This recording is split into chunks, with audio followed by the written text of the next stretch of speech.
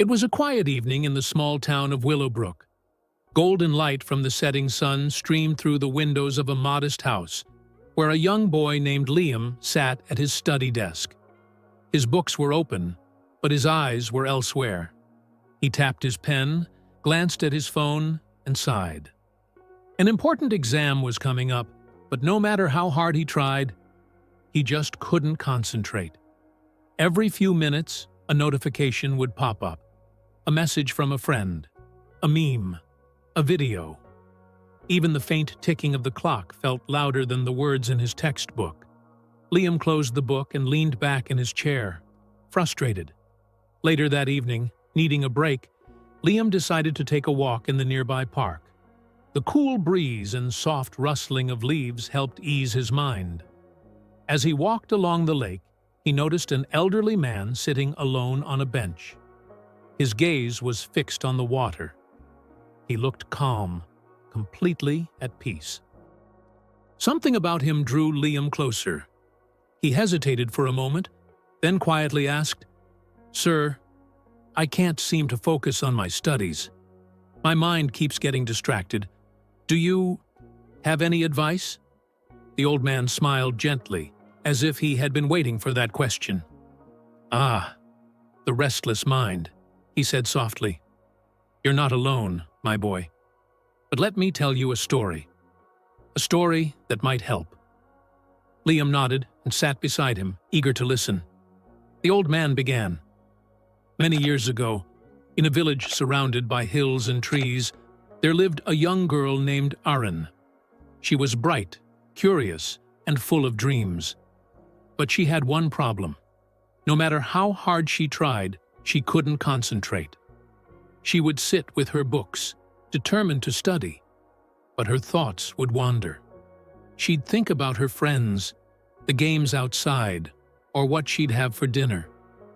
Her mind was never still. One day, her wise old grandmother noticed her struggle and said, "Go to the monk who lives on the hilltop. He might be able to help you."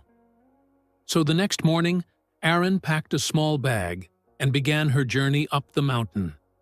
She walked for hours, crossing streams, climbing steep paths, and pushing through thick forest.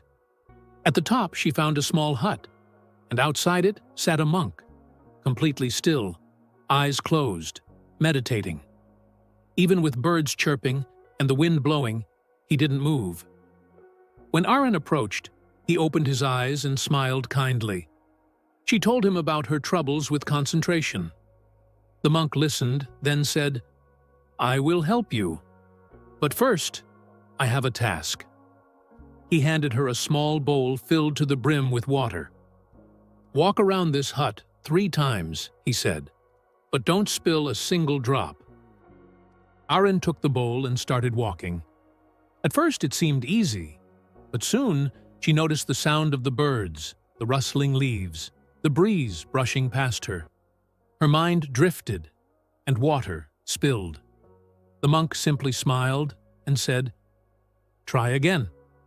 This time, she walked slower. She kept her eyes on the bowl.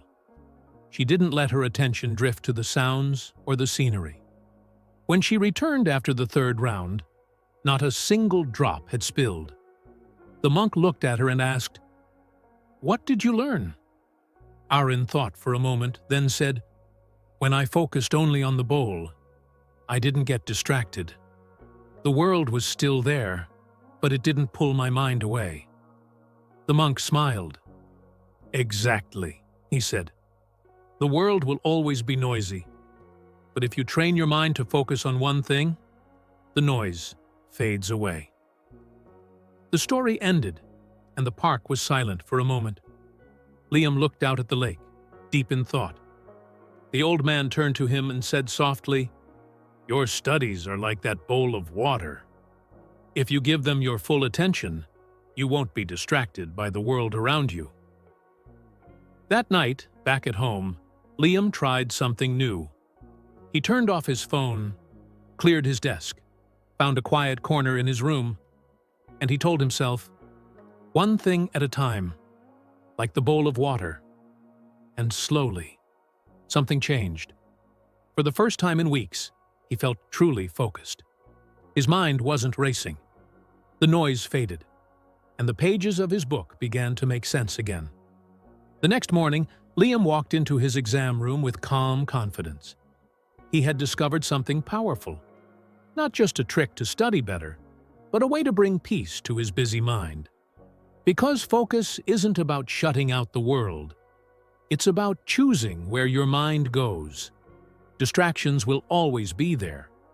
But if you treat your focus like a bowl full of water, you'll walk right past the noise without spilling a single drop. Thank you for watching this story. If it helped you find a little more focus or peace, don't forget to like, share, and subscribe for more meaningful stories. Until next time, stay calm, stay focused, and keep moving forward.